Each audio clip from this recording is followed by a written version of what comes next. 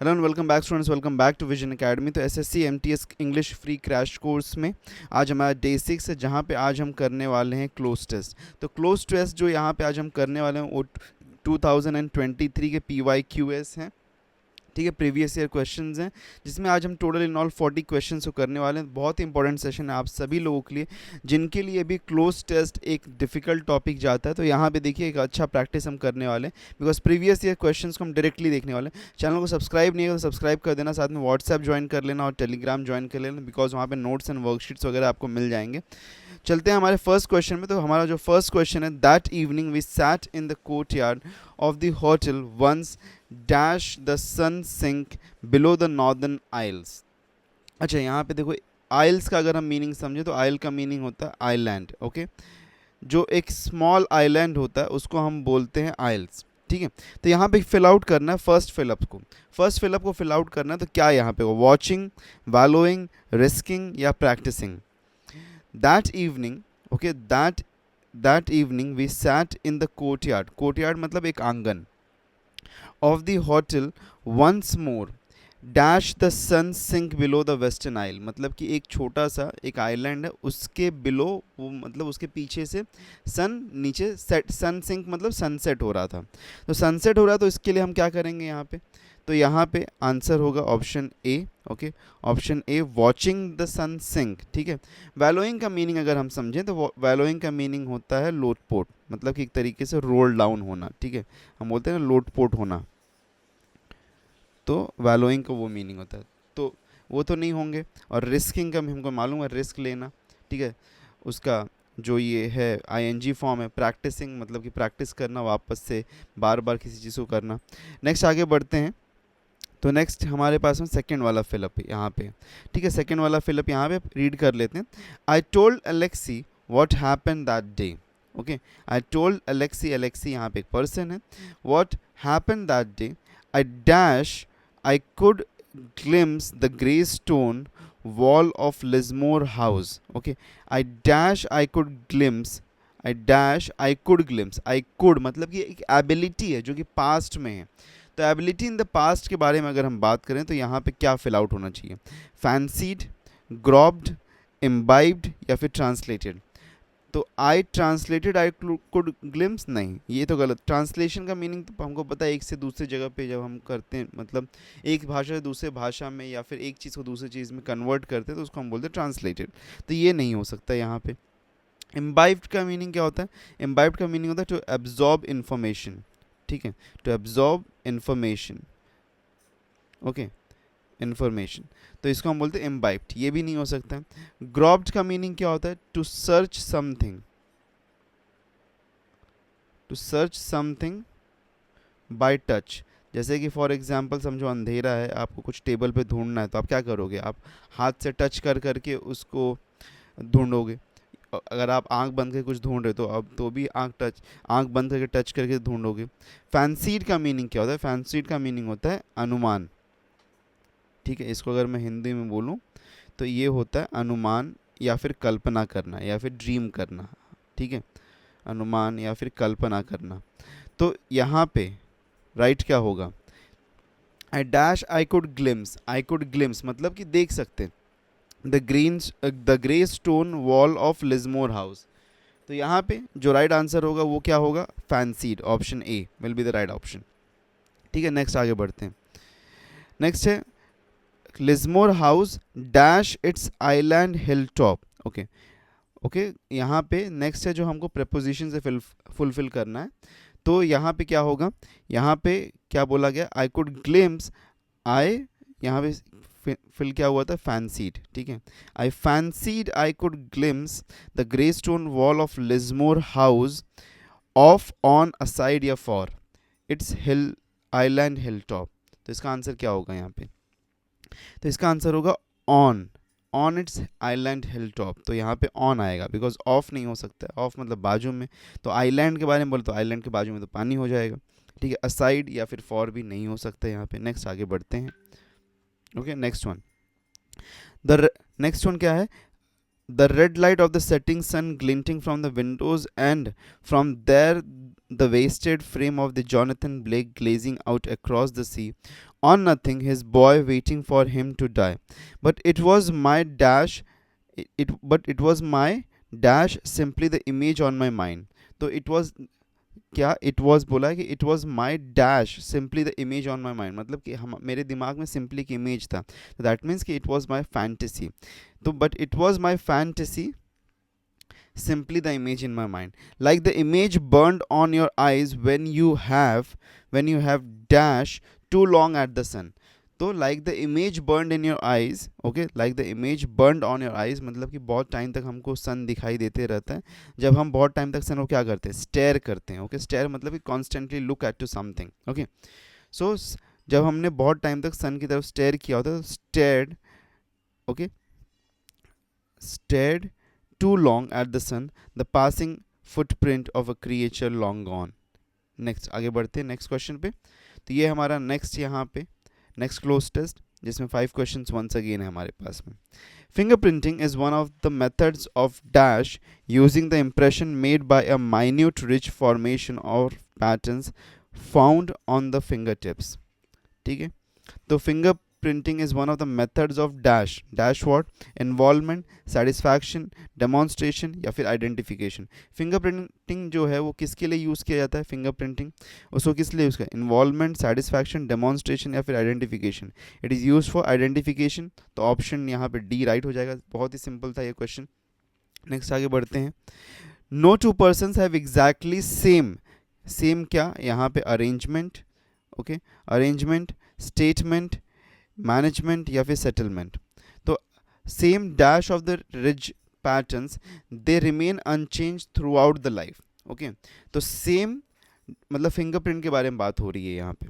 तो फिंगरप्रिंट के बारे में अगर बात हो रही है तो यहाँ पे क्या होगा, अरेंजमेंट. फिंगरप्रिंट का अरेंजमेंट होता है, स्टेटमेंट तो नहीं होगा, मैनेजमेंट भी नहीं होगा और सेटलमेंट भी नहीं होगा यहाँ पे. And they remain unchange throughout the life. Fingerprints may be classified and filed on the basis of the rich patterns, setting up an identification system that is almost dash. तो setting up an identification system that is almost dash कैसा system है ये, risky system है, Infallible. अच्छा, Infallible का मतलब इसका meaning होता है, इनफॉलिबल का मतलब कि नॉट फेलिंग. ठीक है, जो फेल नहीं हो सकता उसको हम बोलते हैं इनफॉलिबल. अनरिलायबल का मीनिंग होता है कि नॉट ट्रस्टेड, हम बोल सकते हैं यहाँ पे नॉट ट्रस्टेड. जिस चीज़ को आप ट्रस्ट नहीं कर सकते हो उसको हम बोलते हैं अनरिलायबल. फॉलिबल मतलब कि फेलिंग. ठीक है, जो फेल हो सकता है उसको हम बोलते हैं फॉलिबल. तो यहाँ पे क्या होगा, ओके, आइडेंटिफिकेशन जो फिंगरप्रिंट आइडेंटिफिकेशन सिस्टम है ये कैसा है, फिंगरप्रिंट आइडेंटिफिकेशन सिस्टम कैसा है, अनफॉलेबल, मतलब कि फेल नहीं हो सकता है. तो इसीलिए ऑप्शन बी होगा. रिस्की तो आपको समझ में आता ही है. नेक्स्ट आगे बढ़ते हैं. Today law enforcement agencies use computer to dash record fingerprints and to transmit them electronically to other agencies for comparison. तो क्या करते हैं वो, use computers, okay, they use computers to dash record, manually record, digitally record, mentally record या फिर physically record. अगर यहाँ पे कंप्यूटर को यूज़ किया जाए तो दैट मीन्स कि डिजिटली ही रिकॉर्ड किया जाए, तो ऑप्शन बी यहाँ पे राइट ऑप्शन हो जाता है हमारा. ओके, क्लियर है इतनी बात, यहाँ पे सही चल रहे हैं हम. ठीक है, नेक्स्ट आगे बढ़ते हैं. By comparing fingerprints of the criminals with the recorded fingerprints, officials can establish dash proof of the presence or the identity of the person. तो कैसा प्रूफ वहाँ पे जनरेट कर सकते हैं, एब्सोल्यूट, डाउटफुल, अनकन्फर्म, प्रोविजनल. देखो डाउट तो आपको पता ही है कि जहाँ पे शक हो थोड़ा कि मतलब कि ये सही है कि नहीं है. अगर फिंगरप्रिंट मैच कर गया दैट मीन्स कि कंफर्म हो गया है ना, तो कंफर्म अगर हो गया तो दैट मीन्स कि एब्सोल्यूट यहाँ पे राइट ऑप्शन बनेगा. अनकन्फर्म तो नहीं हो सकता है. प्रोविजनल का मीनिंग होता है टेम्परेरी. ठीक है, प्रोविजनल का मीनिंग होता है टेम्परेरी. तो टेम्परेरी प्रूफ भी नहीं है. फिंगरप्रिंट अगर मैच कर गया, कहीं पे कोई अगर इंसिडेंट हुआ है, वहाँ पे जो फिंगरप्रिंट मिला और वो फिंगरप्रिंट किसी क्रिमिनल से मैच हो गया, दैट मीन्स कोई एब्सोल्यूट ट्रूथ है हमारे पास में, फाइनल ट्रूथ हमको मिल गया. नेक्स्ट आगे बढ़ते हैं नेक्स्ट क्वेश्चन पे. Photosynthesis is the dash used by plants, algae and some bacteria turn sunlight into energy.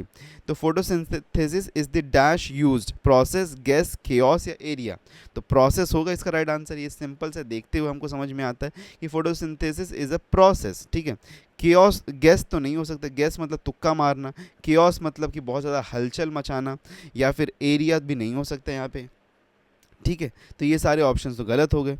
उसके बाद में देखते हैं the process chemically dash carbon dioxide and water into food and oxygen. तो केमिकली क्या करता है, कन्वर्ट, एक्सीड, क्रिएट या बो, कन्वर्ट करता है। The process chemically converts what, converts carbon dioxide and water into food and oxygen. The chemical reaction often dash on the pigment called chlorophyll, relies, creates, hopes या want. Okay, the chemical reaction often, यहाँ पे क्या आएगा, यहाँ पे right answer हमारा क्या होगा। ओके, तो यहाँ पे अगर हम देखें तो chemical reaction often dash on the pigment called chlorophyll, तो realise, okay, realise on the pigment called chlorophyll, ठीक है। उसके ऊपर डिपेंडेंट, रिलाइज का मीनिंग होता है डिपेंडेंट, ठीक है, डिपेंडेंट, ठीक है। तो जब किसी चीज़ पे कोई डिपेंडेंट होती है कोई चीज़, तो उसको हम बोलते हैं रिलाइज। ओके, क्लियर है इतनी बात यहाँ पे। चलो आगे बढ़ते हैं। नेक्स्ट क्या है हमारे पास में, नेक्स्ट 14th वाला है, photosynthesis is also the dash of our planet in is blanketed in an oxygen rich environment. Photosynthesis is also the dash, goal, sense, reason या occasion, reason होगा right answer, is also the reason our planet, मतलब यहाँ पे reason, उसका photosynthesis एक reason है जिसकी वजह से हमारे पास में ऑक्सीजन रिच एटमॉस्फेयर है, ठीक है। Next, plants can absorb carbon dioxide from the dash air, कौन सा air, after air, distant air, surrounding air या फिर क्लोज एयर। तो यहाँ पे राइट आंसर क्या होगा, इसका आंसर होगा सराउंडिंग एयर। तो प्लांट जो होते हैं वो आपके अपने सराउंडिंग के एयर में से क्या ऑब्जर्व कर सकते हैं, कार्बन डाइऑक्साइड, तो उसकी वजह से फिर वो क्या रिलीज करते हैं, वाटर एंड ऑक्सीजन वया microscopic pores on their leaves called stomata. Next आगे बढ़ते हैं। नेक्स्ट हमारा यहाँ पे क्लोज टेस्ट है, ठीक है। डैश यूनिवर्सिटी और college degree has long been a traditional hallmark. Dash university और कॉलेज डिग्री, अब देखो यहाँ पे अगर हम ध्यान से समझें तो एक चीज़ यहाँ पे हमको दिखाई देती है कि डैश मतलब कि यहाँ पे आइदर और लग रहा है। तो पहली बात, अगर मैं यूनिवर्सिटी भी देखो तो ये यूनिवर्सिटी है, वाई से प्रोनाउंसिएशन आता है तो ए आएगा। ओके, यहाँ पे द आने का चांस हो सकता था अगर सिर्फ और सिर्फ यहाँ पे या तो यूनिवर्सिटी होता, आइदर यूनिवर्सिटी होता या फिर आइदर कॉलेज डिग्री होता। इसमें से सिर्फ और सिर्फ एक अगर होता है तो हम बोल सकते हैं द यूनिवर्सिटी या फिर the college degree has long been. लेकिन यहाँ पे दो हैं, तो जब भी अल्टरनेटिव हैं तो यहाँ पे द नहीं लगेगा, बिकॉज ये इनडेफिनाइट हो गया है। ये डेफिनाइट नहीं है, इनडेफिनाइट है। यहाँ पे एक ऑप्शन नहीं है ना, डेफिनाइट मतलब एक ही, one and only option. Okay, indefinite का मीनिंग क्या होता है, इनडेफिनाइट का मीनिंग कि वन एंड ओनली ऑप्शन नहीं है, आइदर और है। यहाँ पे कुछ तो भी और ऑप्शंस हो सकते हैं। तो उसी हिसाब से अगर हम देखेंगे तो यहाँ पे क्या एन आ नहीं सकता, बिकॉज यहाँ पे ये जो है कॉन्सोनेंट है। तो कॉन्सोनेंट अगर है तो यहाँ पे ऑप्शन ए जो होगा वो राइट ऑप्शन होगा, ठीक है। Hallmark of dash candidate in the professional arena, ठीक है। तो ये क्या बोल रहा है यहाँ पे कि द यूनिवर्सिटी और the college degree has long been the traditional hallmark of a dash candidate in the professional arena, was qualify, qualification या फिर क्वालिफाइड। ओके, यहाँ पे राइट आंसर क्या होगा, यहाँ पे होगा ऑप्शन डी, क्वालिफाइड। नेक्स्ट आगे देखते हैं। While it historically provided the most widely accepted standard of qualification and skills of professionals, many companies today dash their hiring process and are considering a broader list of criteria to judge a candidate's ability, ठीक है। तो companies today, यहाँ पे change का form डालना है, was changed, was changing, changing या are changing. यहाँ पे आर चेंजिंग होगा, बिकॉज ये एक क्या है, ये कंटिन्यूस फॉर्म है। तो कंटिन्यूस फॉर्म जब भी आएगा तो उसके पहले हमारे पास में एक ऑक्सिलरी मैंडेटरी है। तो आर चेंजिंग है बिकॉज ये प्रेजेंट टेंस में बात कर रहा है। तो अगर पास्ट में यहाँ पे बोला गया ना, यहाँ पे क्या बोली जा रही है चीज़ कि while it historically provided most widely accepted standard of qualification and skill for professions, many companies today मतलब कि यहाँ पे present tense की बात हो, इसलिए यहाँ पे क्या आएगा, are changing, ठीक है। नेक्स्ट आगे बढ़ते हैं। Organizations are reducing their reliance on college degree as a sole maker of the competence and instead placing greater emphasis dash the practical skills. Greater emphasis dash the practical skills about, for, with और on. Okay, तो यहाँ पे क्या होगा, on आएगा, preposition चाहिए था, emphasis on the practical skills, okay, for the practical skill या फिर विथ एंड अबाउट नहीं हो सकता यहाँ पे। Next uh, this shift in hiring is of particular relevance to India which has dash youth population which has the dash. अच्छा, the आ गया है तो सुपरलेटिव यहाँ पे EST फॉर्म ऑलरेडी, तो सुपरलेटिव होगा। तो यहाँ पे इंडिया के पास में कैसा यूथ पॉपुलेशन है, लार्जेस्ट, लॉन्गेस्ट, बिगेस्ट या मोस्ट हाईएस्ट। तो यहाँ पे मोस्ट हाईएस्ट तो हो नहीं सकता बिकॉज सुपरलेटिव फॉर्म है, तो हाईएस्ट ऑलरेडी बना, तो ऑलरेडी ऑप्शन रॉन्ग हो गया। तो इंडिया के पास में क्या है, लार्जेस्ट है, ओके, लार्जेस्ट यूथ पॉपुलेशन है, इसलिए ऑप्शन ए यहाँ पे राइट ऑप्शन बनता है, ठीक है, लार्जेस्ट यूथ पॉपुलेशन। नेक्स्ट आगे बढ़ते हैं। तो नेक्स्ट हमारा क्लोज टेस्ट है। On one of my rambles dash the bungalow, on one of my rambles dash the bungalow। अच्छा, ramble का मीनिंग होता है एक स्ट्रीट या फिर एक पाथवे, ठीक है, स्ट्रीट या फिर पाथवे हम इसको कह सकते हैं। on one of my rambles dash the bungalow, okay, dash the bungalow before, behind, by dint of, below। तो यहाँ पे क्या होगा, यहाँ पे behind, ओके, before नहीं हो सकता, behind हो सकता है। on one of my rambles behind the bungalow I pushed my way through a thicket of lantana bushes, okay, thicket of lantana bushes, and stumbled over a thick stone slab, twisting my ankle slightly as I fell. For some time, okay, for some time as I sat on the grass, massaging my foot. When the pain eased, I looked more dash at the stone. I looked more dash at the stone. क्या हो गया यहाँ पे, more closely, emptily, frankly या फिर lawfully। तो यहाँ पे राइट आंसर क्या होगा, यहाँ पे closely. I looked more closely at the stone slab and was surprise to find that it was a grave stone. अच्छा, ग्रेव स्टोन का मीनिंग क्या होता है, ग्रेव स्टोन का मतलब होता है समाधि स्थान, ठीक है, हम इसको कह सकते हैं समाधि स्थान, ठीक है, ग्रेव स्टोन का मीनिंग होता है ये, ओके, ग्रेव स्टोन का मीनिंग। तो उसने क्या फाइंड किया कि वो एक ग्रेव स्टोन था। It was almost entirely covered with EV, okay. अच्छा, ईवी क्या होता है, ईवी या आईवी हम बोले तो आईवी क्या होता है, ये आप लोगों ने ग्रीन कलर के, जो ग्रीन कलर के क्रीपर्स देखे होंगे, क्रीपर्स मतलब कि वो पेड़ जिनकी पतली पतली टहनियाँ जो कि क्रॉल करके चढ़ते हैं और उसके अंदर पीले कलर के, येलो कलर के फ्लावर्स आते हैं। आप गार्डन्स वगैरह में जाओगे तो येलो फ्लावर्स के साथ में आपको ये दिख जाएगा। एकदम छोटे छोटे पेड़ होते हैं और क्रीपर्स होते हैं ये, मतलब कि ऐसे क्रॉल कर, क्लाइंबिंग ट्री होते हैं ये, क्लाइंब करते, उनको अगर रस्सी उससे मिल जाए उसके ऊपर चढ़ जाएंगे, और छोटे छोटे उनके ऊपर ना येलो कलर के छोटे छोटे फ्लावर्स होते हैं। तो बोल रहा है कि it was almost entirely covered with EV, वो उसके जो ग्रेव स्टोन था उसके साथ में कवर्ड था। Obviously no one had been near it for years, okay. तो ऑलमोस्ट बहुत टाइम से उसके पास में कोई नहीं आया था, ये बात वो दर्शाता है, क्योंकि अगर वो कवर्ड है, ग्रेव स्टोन समाधि उससे कवर्ड है, तो उसका मीनिंग यही होता है कि उसके आसपास कोई कभी बहुत सालों से कोई नहीं आया था। तो आई टग्ड मतलब कि पुल, तो टग्ड का मीनिंग यहाँ पे हो जाएगा पुल, ठीक है, यहाँ पे लिख देता हूँ मैं छोटे में। तो टग्ड का मीनिंग क्या होता है, पुल, ठीक है। तो आई पुल्ड, यहाँ पे पुल नहीं होगा, पुल्ड हो जाएगा। I pulled at the ivy and some of it came on in my hands. तो उसने थोड़ा सा ईवी को, मतलब जो वो पेड़ था उसको खींच लिया। There was some dash lettering, okay, some dash, idiotic, study, blurred या नोमैडिक। तो यहाँ पे आंसर क्या हो सकता है, ब्लर्ड हो सकता है, बिकॉज उसको बहुत सालों से कवर्ड है, तो उसने थोड़ा सा जब हटाया तो वहाँ पे I saw some blurred lettering on the grave, half obscured का मीनिंग होता है, ऑब्सक्योर्ड का अगर हम मीनिंग देखें तो इसका मीनिंग होता है अनक्लियर, मतलब कि क्लियर नहीं दिखाई दे रहा, हाफ ऑब्सक्योर्ड। तो इससे भी हम समझ सकते हैं यहाँ पे क्या फिल होना चाहिए इस ब्लैंक में, 23rd ब्लैंक में क्या, अगर अनक्लियर है तो दैट मीन्स ब्लर्ड ही होगा यहाँ पे राइट ऑप्शन, ठीक है। इडियोटिक मतलब बेवकूफ़ाना, स्टडी मतलब कि बहुत ज़्यादा एक तरीके से टफ, और नोमैडिक ये तो अलग ही वर्ड है यहाँ पे हमारे पास में। नोमैडिक का मीनिंग क्या होता है, नोमैडिक, तो अगर नोमैडिक के बारे में हम बात करें तो जैसे कि आवारा एक तरीके से बोल सकते हैं, तो ये भी हो नहीं सकता यहाँ पे, ठीक है।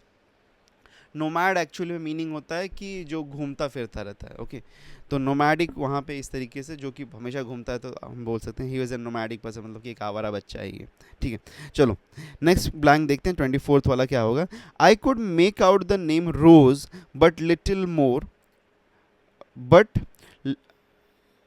मोर I sat there for some time, dash over my discovery, sleeping, pondering, being या पुलिंग। तो यहाँ पे क्या होगा, स्लीपिंग तो नहीं हो सकता, वहाँ पे सो तो नहीं रहा होगा। पॉन्डरिंग, पॉन्डरिंग का मतलब होता है थिंकिंग, ठीक है, पॉन्डरिंग का मीनिंग होता है थिंकिंग, तो यहाँ पे आएगा option B. Okay, I sat there for some time pondering over my discovery, मतलब कि जो उसने ढूंढा था उसके बाद थोड़ा और सोच रहा था।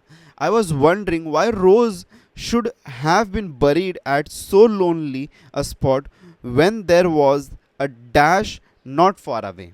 तो वो सोच रहा था कि ये जो रोज़ किसी को भी जो यहाँ पे जिसकी समाधि वहाँ पे है, मतलब जिसको भी दफन किया वहाँ पे, तो उसको वहाँ पे क्यों दफन किया, जबकि पास में ही, मतलब कि ज़्यादा दूर नहीं, डॉर्मेट्री, कैनल, सेंचुरी या फिर सेमेट्री। तो यहाँ पे क्या राइट आंसर होगा, सिमेट्री। सिमेट्री मतलब होता है कब्रिस्तान, ठीक है, जहाँ पे लोगों को दफन किया जाता है तो उसको हम लोग बोलते हैं सेमेट्री, ठीक है। तो when there was a cemetery not far away, जब सेमेट्री बहुत ज़्यादा दूर नहीं था तो उसको यहाँ पे क्यों बरी किया, वो ऐसे सोच रहा था, ठीक है। नेक्स्ट क्वेश्चन पे बढ़ते हैं, नेक्स्ट हमारा क्लोज टेस्ट है। अच्छा ये देखो, once there was a boy who became bored when he watched over the village sheep dash on the hill side, laughing, village sheep जो है वो हिल साइड पे क्या करें, लाफिंग, रिसीविंग, असिस्टिंग या ग्रेजिंग। ग्रेजिंग होगा इसका राइट आंसर, राइट, ग्रेजिंग होगा, क्लियर है ये बात, यहाँ पे ग्रेजिंग होगा। ग्रेजिंग मतलब क्या होता है, चरना, मतलब जो वो लोग अपना झाड़ पौधा चरते हैं, मतलब खाना खाते हैं, तो उसको हम बोलते हैं ग्रेजिंग। तो यहाँ पे आंसर क्या आ जाएगा, ग्रेजिंग, ठीक है। नेक्स्ट है टू एंटरटेन हिमसेल्फ, अच्छा ये वो वुल्फ वाली स्टोरी है, हाँ, जहाँ पे वो चिल्लाता है, to entertain himself he sang out wolf wolf, the wolf is chasing the sheep, when the villagers heard the cry they came dash the hill to drive the wolf away. They came dash, driving, walking down, running down या running up. तो हिल के ऊपर जा रहे हैं ना वो लोग, तो रनिंग अप हो जाएगा, हिल के ऊपर जा रहे हैं इसलिए रनिंग अप। नेक्स्ट आगे बढ़ते हैं, the boy was amused when seeing their angry faces. Don't scream wolf, boy, warned the villagers. When there is no wolf, they angrily went back down the hill. Later, the shepherd boy cried out once again, wolf, wolf, the wolf is chasing the sheep. When villagers came, they saw there was no wolf, and they said strictly, save your dash cry when there is real when when there is really a wolf. Okay, तो save your dash cry for when there is, जब आप dash cry, for जब मतलब सच्ची में एक wolf आएगा तो उसके लिए बचा के रखो अपना ये जो आप तुम चिल्लाते हो बार बार। तो फ्राइटेंड, लाफेबल, फनी या मफल्ड, तो यहाँ पे होगा फ्राइटेंड, मतलब क्योंकि वो जब चिल्लाता तो डरा हुआ चिल्लाता था, तो फ्राइटेंड क्राई, तो इसलिए मतलब जब डरा हुआ कोई चिल्लाता है तो उसको हम बोलते हैं फ्राइटेंड क्राई, ठीक है। मफल्ड का मीनिंग होता है लो, ठीक है। फनी तो और लाफेबल तो आपको पता ही है, ठीक है, दोनों एक दूसरे के सिनोनिम हो सकते हैं। तो यहाँ पे तो क्या फिल आउट होगा, फ्राइटेंड, फ्राइटेंड मतलब कि डरा हुआ, ठीक है। Next, alarmed he jumped on his feet and cried, alarmed he, okay, अच्छा next का, later the boy saw a real wolf sneaking around the flock. Alarmed he jumped on his feet and cried out loud as he could, wolf, wolf, but the villagers thought he was dash them again, he was fooling them, questioning them, fighting them और seeing them. Simple है ये तो, directly समझ में आता है, fooling them. तो villages को क्या लगा कि वो हमको वापस से बेवकूफ़ बना रहा है, वापस से फूल बना रहा है, तो he was fooling them again, so they didn't come to help.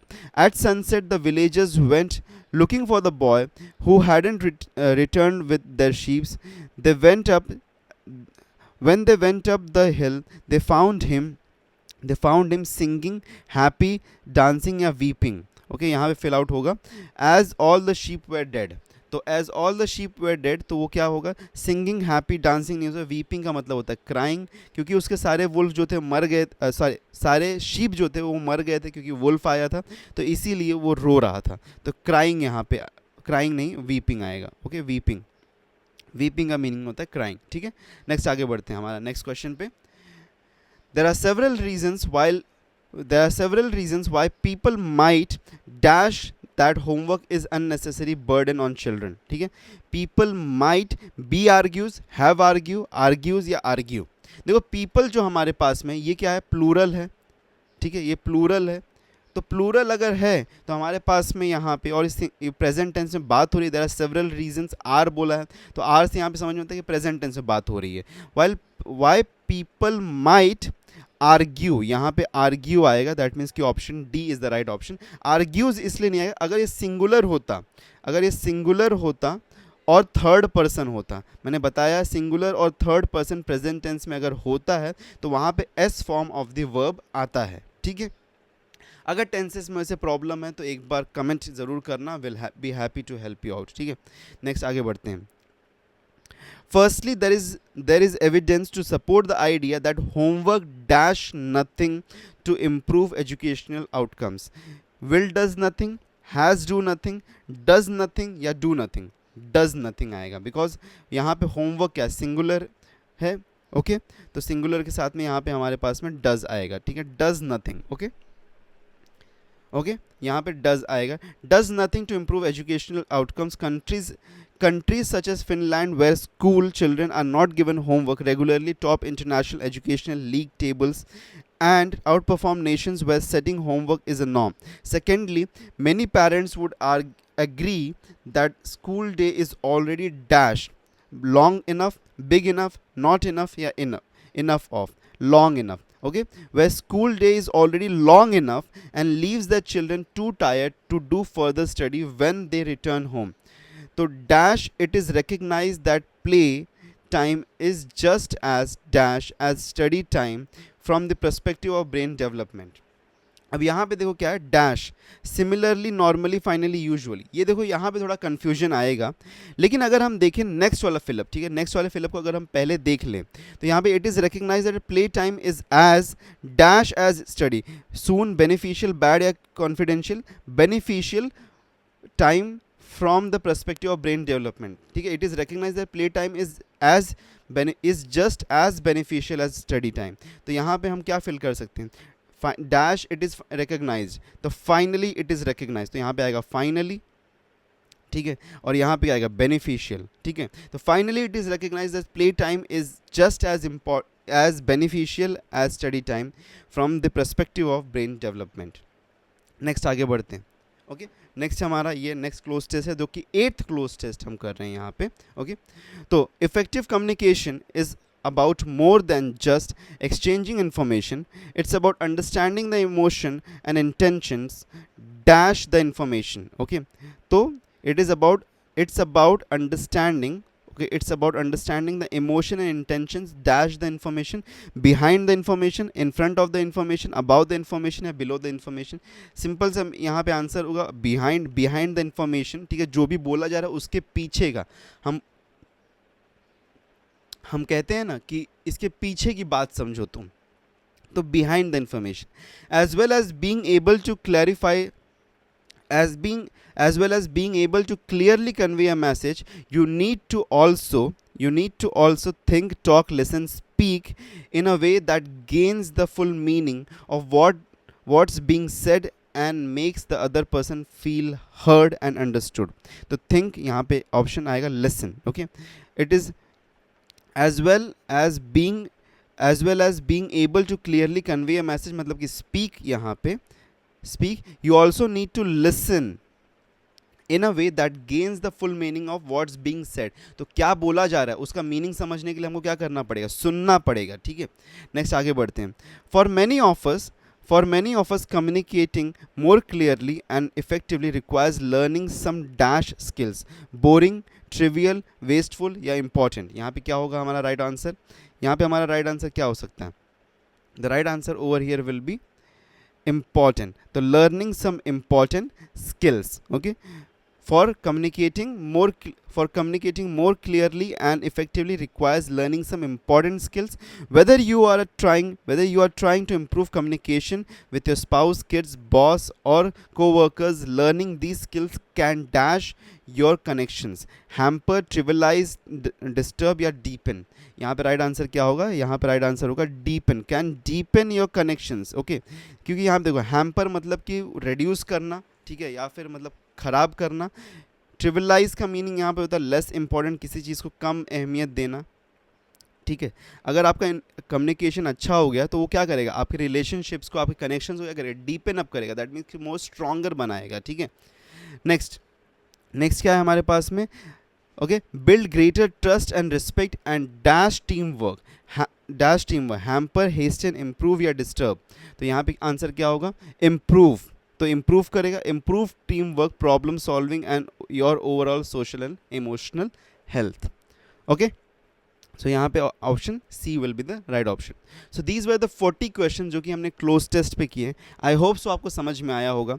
In case अगर कुछ डाउट रह जाएगा या फिर ग्रामर के किसी टॉपिक में डाउट होगा, स्पेसिफिक टॉपिक, हम ग्रामर का टॉपिक कंडक्ट करेंगे, लेकिन सिर्फ और सिर्फ जब आप कहेंगे, ओके, तभी हम ग्रामर के ऊपर स्पेसिफिक लेक्चर्स को लेके आएंगे। सो अगर आपको ग्रामर के किसी टॉपिक में डाउट है या फिर किसी टॉपिक में प्रॉब्लम आ रहा है जो कि एमटीएस में पूछे जाने वाला है, तो आप ज़रूर हमको कमेंट करके बता सकते हैं, हम डेफिनेटली उसके ऊपर लेक्चर लेके आएंगे। सो दीज वर द 40 क्वेश्चंस। लेकिन इसके साथ में एक वर्कशीट है जो कि आपका इंतजार कर रहा है, और वर्कशीट आपको कहाँ पे मिलेगा, वर्कशीट आपको मिलेगा व्हाट्सएप पे और टेलीग्राम पे। तो जाके इसको डाउनलोड ज़रूर कर लेना ज्वाइन करके। तो क्यूआर कोड दिया गया है, इसको स्कैन करके ज्वाइन कर सकते हो, या फिर डिस्क्रिप्शन लिंक है वहाँ से भी आप ज्वाइन कर सकते हो। चैनल को सब्सक्राइब करना बिल्कुल मत भूलना, और मिलते हैं नेक्स्ट वीडियो में। Till then take care and good bye.